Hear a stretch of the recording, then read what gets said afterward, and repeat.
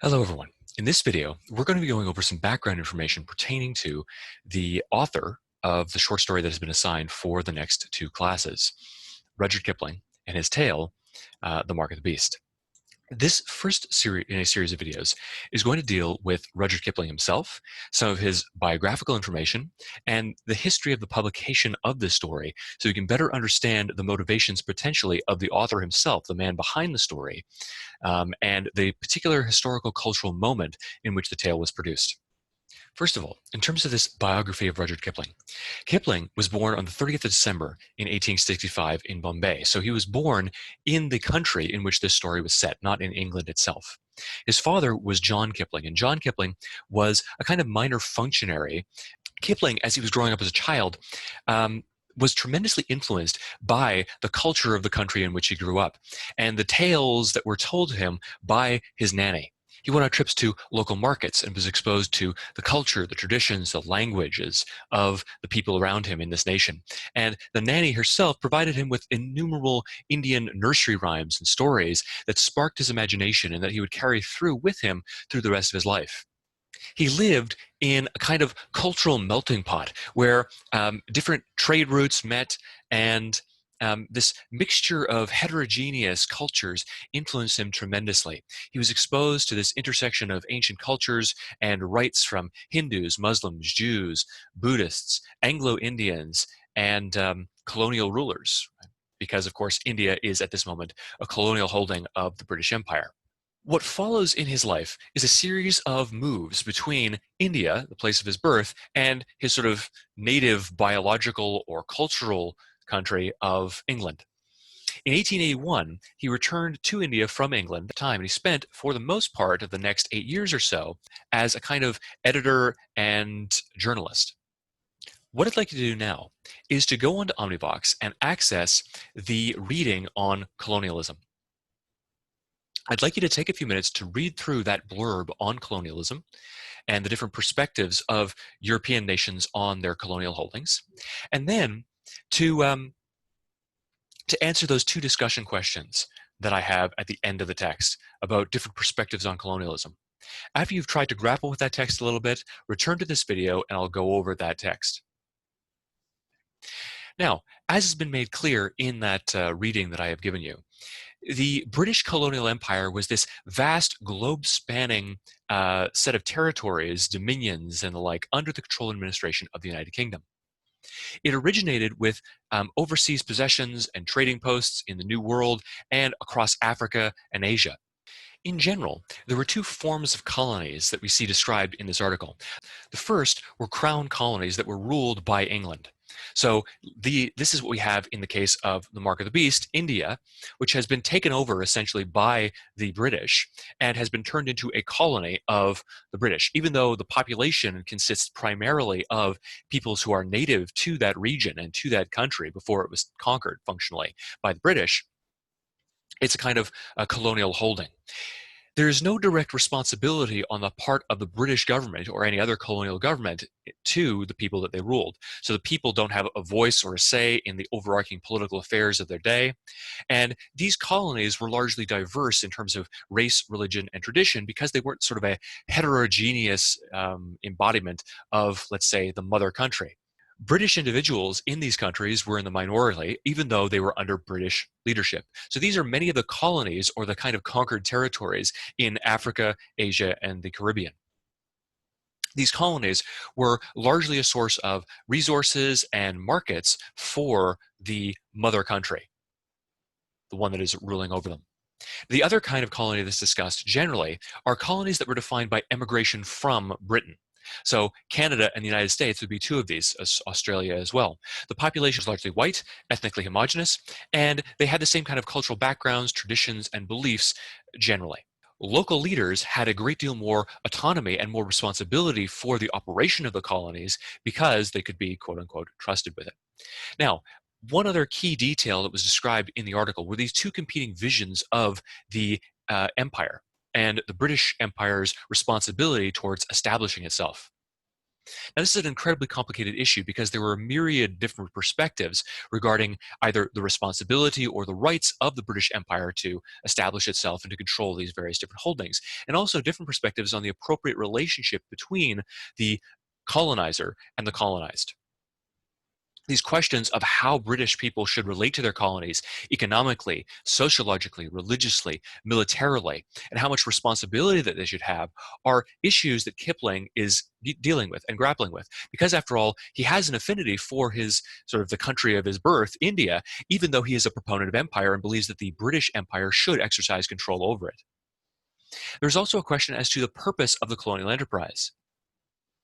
Was it to promote self-interest and commercial endeavors? If so, then many argued that these colonies could be unprofitable. Is it a matter of national pride? We are British and therefore we have an empire and it's our responsibility to maintain it, even if that empire is a detriment to our national good. Or are we bearing, as Kipling puts it in his sort of racially charged language, are we bearing the white man's burden? This phrase, the white man's burden, is a belief surrounding colonialism that suggests that the white man, because he is either biologically or culturally more evolved than people around the world, has this responsibility to go out into the world and to civilize, to Christianize, or to elevate all these other people, or to rule over them, because they really can't do that themselves. They're less evolved, they're less civilized than the white man, so the white man has to care for them. It's paternalistic. This white idea of the white man's burden is also in the conversation surrounding colonial enterprise. There are two different perspectives on these colonized subjects in the crown colonies. Either the indigenous peoples are biologically inferior or they are culturally inferior. Either view creates a kind of hierarchy of social order and cultural worth. It is largely paternalistic.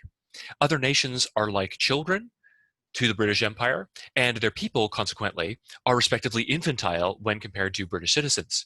If you believe that these colonized subjects are genetically inferior as opposed to culturally inferior, you will have a different perspective on the way in which you should engage with them. Because if they're biologically inferior, if they're evolutionary inferior, if they're less evolved on the scale of Darwinian evolution, then there's no way in which you can actually elevate them or improve them. There's no way in which you can teach them how to be better. In the end, they're closer to animals. Right? They might be partially human, or they might be approaching the level of humanity or evolutionary complexity of the white man, but they're still in some sense less human than European humans. And so they have to be treated as such. They can't be improved. They have to be trained or controlled like an animal. In this view, these people are inherently inferior. They can't be uplifted. Thus, it's appropriate to treat them as creatures of a lower order. On the other hand, you could view them as culturally inferior. And if they're merely culturally inferior, then they can be improved. They can be taught how to live better. If you just sort of cut them away from these barbaric, savage traditions and beliefs that beset them beforehand, and then uplift them, they can become something akin to you. Either way, violence against the colonized subjects can be justified because you're either treating them as they must be treated in order to control them, as animals. You don't worry about beating a rabid dog or a savage dog in order to bring it into line. Or they can be mistreated and violence can be imposed upon them because you're doing it for their own good. You're just trying to train them, to teach them how to be better, to leave aside all this barbarism that they've embraced, and to educate them, to instruct them. And if you spare the rod, you spoil the child. You'll never be able to instruct them properly if you don't actually, well, use both the carrot and the stick. Now, India itself was something of a special case with respect to British colonial holdings. India was allowed to maintain a kind of autonomy that other colonies lacked.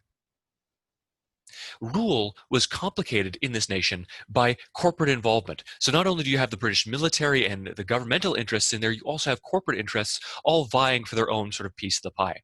India was the kind of crown jewel in the empire for the British because it had some of the most resplendent natural resources that the empire could appropriate. It was a mark of pride and also a linchpin in this entire colonial enterprise.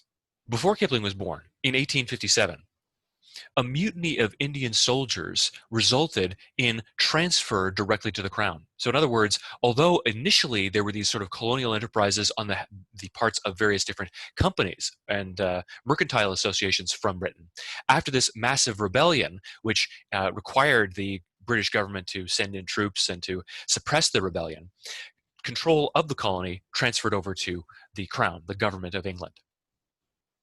So this is the kind of cultural and historical set of issues and concerns surrounding biological and supposed biological and cultural inferiority and rebellion, secession, control, colonialism that Rudyard Kipling is trying to grapple with. What I'd like you to keep in mind as we read through this story is the issue of savagery and animality. What you have here in the genetic vision of Indian inferiority is a certain set of fears regarding potentially miscegenation. You have a group of people that are biologically, or that in the view of the white people of this day, or some of the white people of this day, a group of people who are biologically inferior to them. Now, on the one hand, that means they have to be controlled like animals.